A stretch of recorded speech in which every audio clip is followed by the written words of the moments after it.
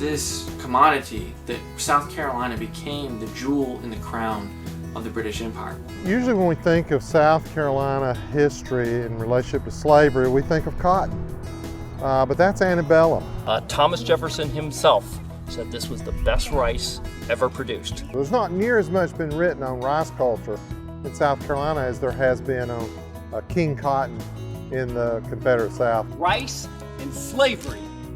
These are the two things that changed the Low Country. But rice was, next to sugar, the greatest wealth-producing commodity in the British colonies. When these early planters are coming to South Carolina, 1670, they are looking for a cash crop. They are looking for ways to make money out here. Okay? As a matter of fact, the Lord proprietors provide them with this long list of things to do. Okay? Some of the first things they do is they raise a lot of cattle here.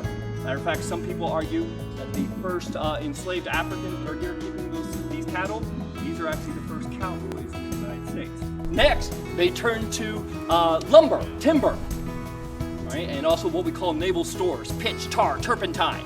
And then next, they do hide tanning, all right? They will exchange hides with Native Americans. They will tan them out here, and then they'll ship them back to England. And then they turn to indigo. Originally, the first settlers that came here in the 1670s thought that they could grow sugarcane and reproduce what they were doing in the islands. That didn't turn out to be that way. The land did not support the growth of sugarcane. Most of these plantations here in South Carolina, well, we were along all these coastal waterways, all these little tributaries. And guess what's beside all these little tributaries? Marshland. Marsh and inland swamps. You can't raise cattle in it. You can't harvest the lumber out of it. You can't get to it. You can't grow anything in it. Basically, it is useless land. They had these enslaved Africans who had a knowledge of rice. And they brought the agriculture, the architecture, and the tools necessary to develop a system for rice fermentation and exportation. But they eventually discovered through some of the slaves that were there with them that they could grow rice because of the tides that could come up the rivers, and they could flood the fields. And of course you need a lot of water to germinate and grow the rice. I came across this from the South Carolina Gazette. It was published in 1760, and it's what makes this a unique advertisement in the newspaper is that it is talking about slaves that are coming in. And if you notice, it actually talks about slaves from the Rice Coast. This is something that would have really spoken to the plantation owners at this time. This would encourage plantation owners to come out and to try to purchase one of these slaves who knew how to grow rice and how to process it. Then these planters, they recognized something. Okay? All these cash crops we talked about were using enslaved labor, African labor, to make all these crops, to process them all. The slaves, when they're doing this, well, they're given time, generally on these plantations, to grow some of their own food, grow some of their crops. It offsets what the owner has to provide for. Plus, it's a way of keeping them busy in their off time. Okay? And here's what they notice. Guess what these enslaved Africans start growing in this marshland? They start growing this. So much lowland, swampy land down in the low country South Carolina, it was ideal for growing rice. So enslaved Africans here in the Carolinas are the first one to grow this crop. And when they grow it, they're not growing it for a cash crop. This is food, right? This is my food. Then these planters take this, they turn this into a cash crop. The slaves are the ones that taught the planters how to do rice. A lot of these slaves, they started, South Carolina specifically started trying to get slaves from the Gambian region of Africa because this was a rice growing area in Africa. And so they were experts in growing rice. And so the whole Gullah culture and rice culture, you can read about this in Dan Littlefield's book on rice culture in South Carolina. And it brought a lot of the African culture into Carolina. So one of the things that I really found fascinating was Dan Littlefield's take on the Gambian region and its importance to slave culture and the Americas. Littlefield spends a considerable amount of time talking about how rice really came to South Carolina, and he goes in to try to dispel some of the previous held beliefs in the fact that the Europeans knew how to grow rice from, Italy, but the fact is, he goes in and actually looks at how they're cultivating the rice, and it just doesn't match the Italian method, but really it's from Africa that the Europeans learned how to grow rice. By 1699, the first cash crop export out of South Carolina, they're going to export about 12,000 pounds. The vast majority of it is going to Europe. And they had a huge market for rice in Europe. Europeans loved rice, loved eating rice, and so the more they could produce, the better. By 1770, they're exporting almost 83 million pounds of rice. By the dawn of the Civil War, they're exporting almost 140 million pounds of rice per year. But none of this would have been possible without this enslaved African labor. They had the skill, they had the technology to be able to do this. And they bring this here to the New World with them. So they're not just here for their labor, they're also here for their knowledge and their skill. It was a very labor-intensive system, and it required many people. We normally plant between sometime about the 1st of April up until about the 1st of June. We'll harvest the plant usually about the 1st of September up until about maybe the 1st of November. So you're looking at about a 5-month growing. So when the rice is ready to harvest, number one, this crop is going to hit about my shoulder. It's pretty tall. We've got to harvest out. So we're going to drain that field, we're going to get it dry, and then they would walk in with these.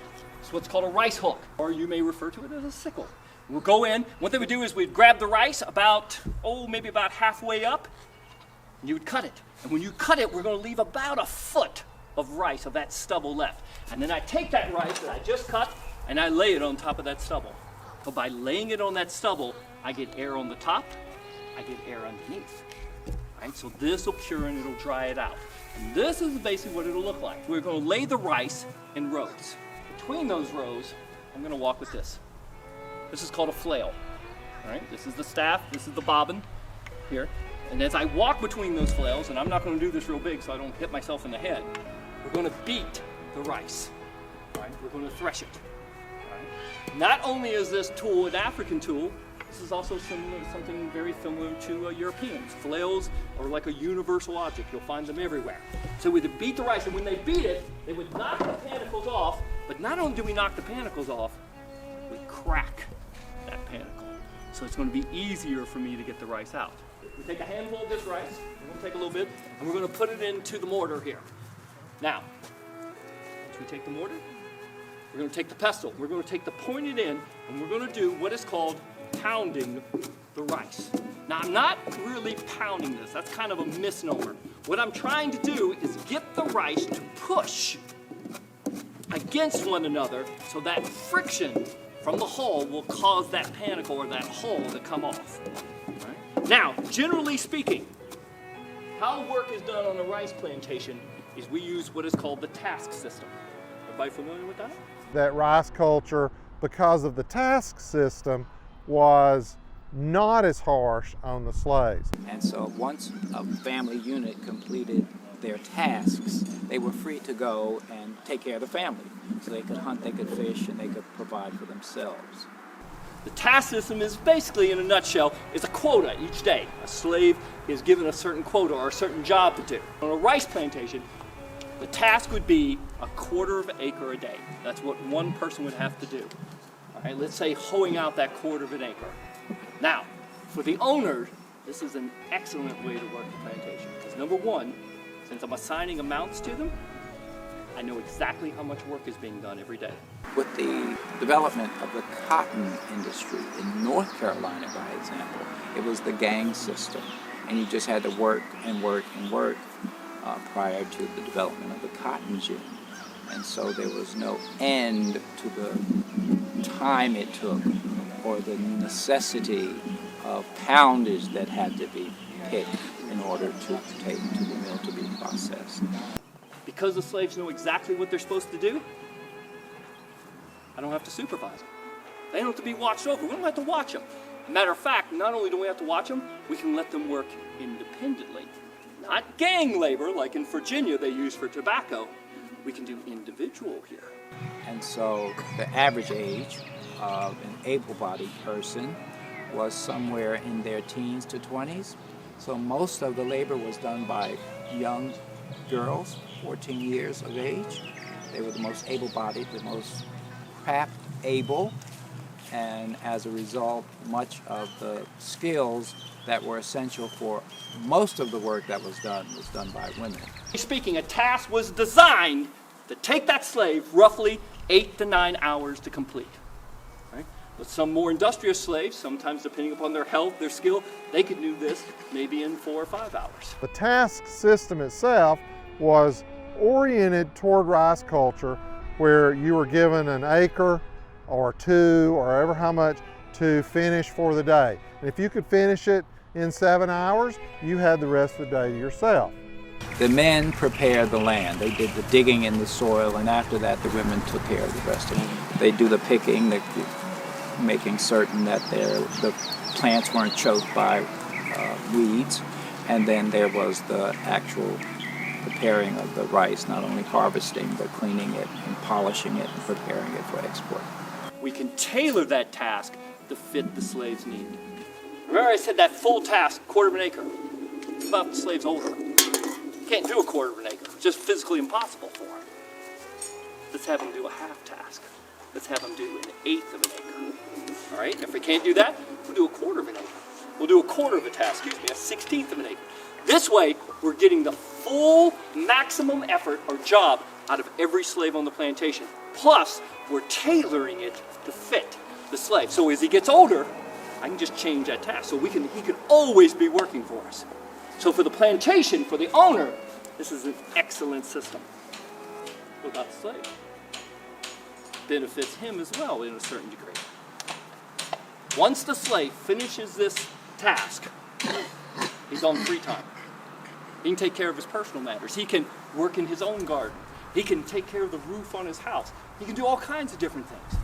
So you see there's a built-in incentive. The quicker they get the task done, the more time they have for themselves. Whereas gang labor that tobacco operated best under was just basically from sun up to sundown, you worked in a gang until the driver told you you were done. So that's two very different styles, the gang system of labor and the task system of labor. For the slaves who work in the rice field, that is the most unhealthful thing that a man can do. Well, there was high turnover because of the morbidity rates of people at that time in history as a result of smallpox, dysentery, dengue, resulted in very short lifespan. That there's something in rice cultivation that's not in tobacco cultivation, and that's a stronger association with disease. They're always standing in a complete state of moisture. They're either standing in water or they're standing in mud. And over time, they develop such thing as ringworm, trench foot. Basically, their feet rot off after a while. Because of the swampy land, because of the problems that can happen to your feet from standing in the mud and the water all day long, every day. The health problems that came as a result of working in the rice fields were phenomenal. It's not something I had really ever thought that much about. They turned it into cultural power. When you were in the house, did you see this anywhere? It's all over the house. It's in the furniture. It's in the silverware they use. It's actually, if you saw it, it's on the clothing or the buttons of the livery of the clothing that the slaves wore. So this becomes an important staple down here in the West. These rice planters were some of the wealthiest men in America. And it was that wealth that gave them the opportunity to be influential in American history. The Middletons were very influential in the early republic. Henry Laurens was one of the presidents of the Continental Congress. He was also an ambassador to the Netherlands during the American Revolution for part of the time, was captured. So some of these rice planters, because of their wealth, no doubt, because of their status, they're able to, in some ways, exert more influence than normal. They take that economic power and they turn it into political power. All our early delegates to the First Continental Congress, Second Continental Congress, the rest, senators and congressmen here from the Low Country, the vast majority of them, they are rice planters.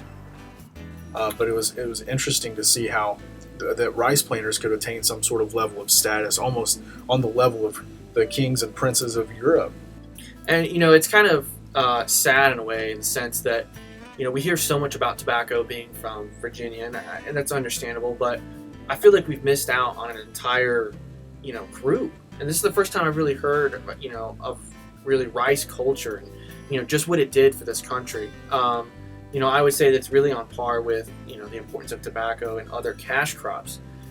So this trip really opened my eyes to not being so focused on just one area of colonial history, that there's always something else to discover. And I really enjoyed spending my time searching for Carolina gold.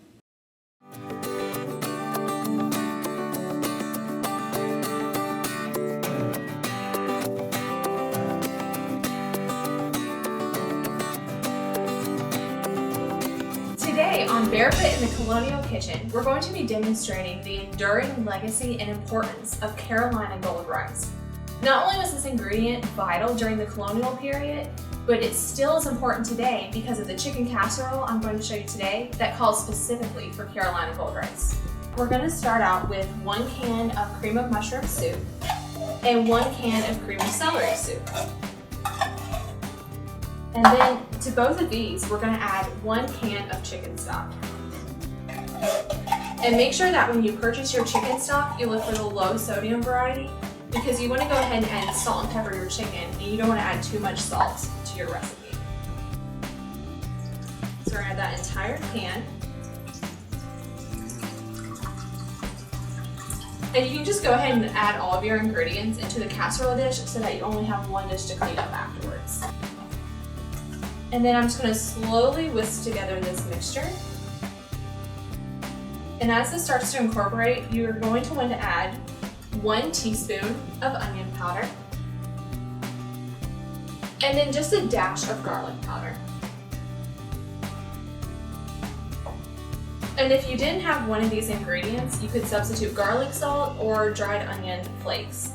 Alright, so that mixture is coming together. And we're going to add 1 small can of mushrooms. And we're also going to add to this 1 cup of our most important ingredient, the Carolina gold rice. And then just make sure all of this is thoroughly combined. And then once you have all of this just mixed together well, you're going to take, you can either use boneless chicken breasts, boneless chicken tenderloins, or even boneless thighs if you prefer dark meat. And what I did beforehand was I salt and peppered the chicken tenderloins that we're using today. And then just go ahead and place those right on top.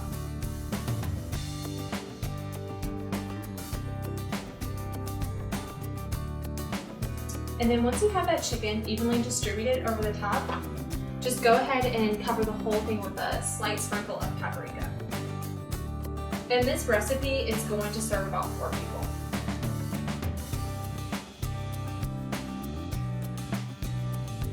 Alright, and once you have that done, you're just going to want to put this in the oven at 350 degrees for 45 minutes to an hour. And as long as you don't see any bubbles on the bottom of the casserole dish, you'll know that your casserole is ready. Also, for some added flair halfway through the cooking process, I'm going to add some sharp cheddar cheese and some crispy onions, just to add a little something extra on the top. And here's our finished product. You can see that the addition of the cheese and the crispy onions on top create a nice crunchy topping that's also going to add a nice salty bite for your casserole. And I hope you enjoyed learning about the continued relevancy and importance of Carolina gold rice today on Barefoot in the Colonial Kitchen. Carolina gold rice.